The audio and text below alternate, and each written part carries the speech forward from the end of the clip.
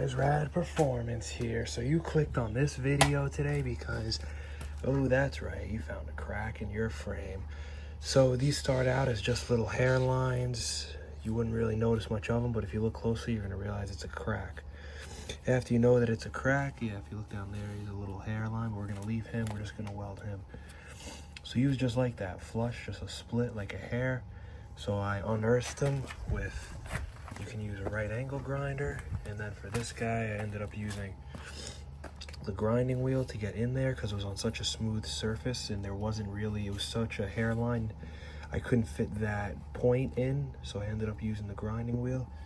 So we made a little bit of a channel that we're going to fill in with some weld. This is a chassis, so we're going to want to do two-phase power welding. If all you got is 110 normal outlet welder, I mean, it's better than nothing. Can't say I haven't done it myself, but for chassis it's always best to use two-phase power.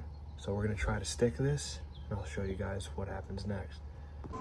Okay guys, so basically we have been going at this for a few minutes. If you noticed, I started that guy and he's pretty filled in. I'm pretty happy. Maybe I'll try to go there. I'll show you. This thing is supposed to be set 60 degrees. There is a notch in here to hold it at such.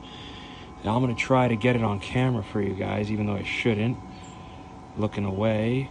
But basically you want to go close. You don't want it to get stuck. You want to go really close and just start like kind of striking it like a match until it finally starts to pick up. But then once it gets stuck, you want to pull it off before you call it, because then it'll stay and get hot, and you don't want that like that. Holding it just so close and basically let it arc. And then that just filled in that last little piece. If you notice, that is all filled in. I stitched up the two seams at the bottom, and then at him I followed the whole way. I think I'm pretty happy with this. I think I'm just gonna hit it with some trusty weld through primer, and this is good enough for today. Alright guys, if you like this on what you do whenever you have a frame split, don't need to panic, just need to get your welder.